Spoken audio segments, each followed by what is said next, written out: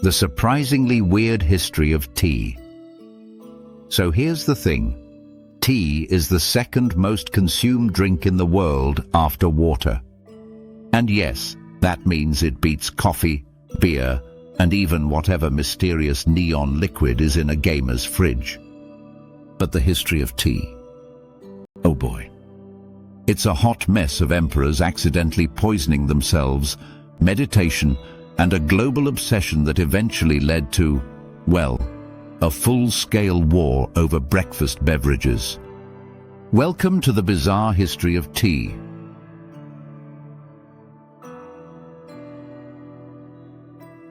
Our story starts in China around 2737 BCE. According to legend, Emperor Shen Nong, a guy famous for being both a ruler and a hardcore herbalist, was chilling under a tree while his servants boiled water. Suddenly, a leaf from the wild Camellia sinensis plant just plopped into his pot. Now most of us would just fish out the leaf and complain about nature ruining our drink. But Shen Nong, he was like, let's taste it. The result, humanity's first cup of tea. Side note, Shen Nong also had a habit of testing random herbs on himself to study their effects. Spoiler, he supposedly died after eating a toxic plant. The man basically invented herbal medicine by risking death every afternoon. Respect. Fast forward to around the 6th century. Tea goes from being a weird emperor drink to a religious superpower beverage. Buddhist monks loved it because tea helped them stay awake during endless meditation sessions. Picture this. You're sitting in silence for 12 hours, trying not to think about what you want for lunch. Then, bam, you nod off. Tea was like monk-approved Red Bull. In fact, Zen monk Eisai brought tea seeds to Japan in the late 12th century, basically starting Japanese tea culture. Without him, there'd be no tea ceremonies, and maybe no matcha lattes for Instagram. Truly world-changing. By the Tang dynasty, 618 to 907 CE, tea was so popular that they started compressing it into bricks. Not tea bags. Tea bricks. You literally chipped off a chunk and boiled it.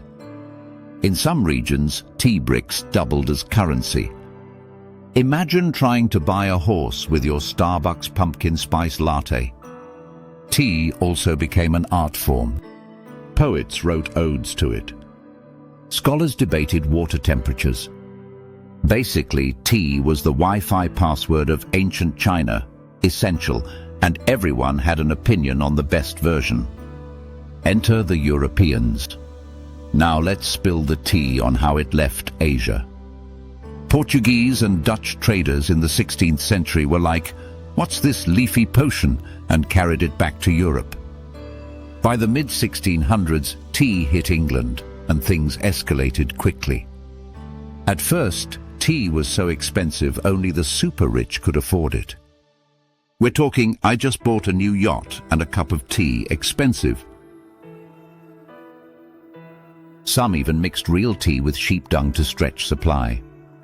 Nothing says classy beverage like a potential side of farm waste. Eventually, tea became cheaper, and by the 18th century, Britain was fully addicted.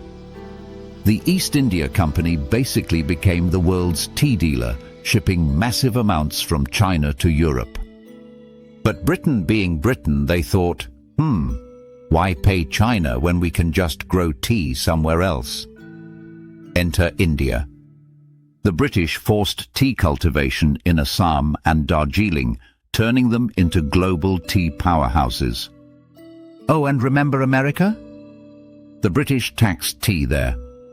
Colonists weren't thrilled. Cue the Boston Tea Party of 1773, when angry patriots dumped chests of tea into the harbor. Essentially the first time in history people protested by throwing away their own caffeine supply. Bold move.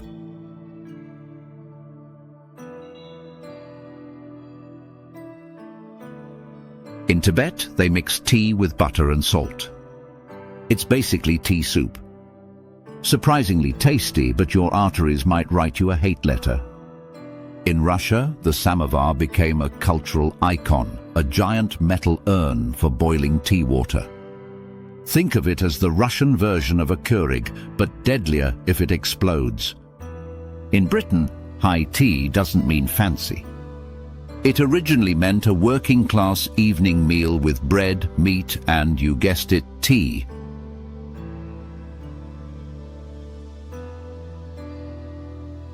Now tea is everywhere.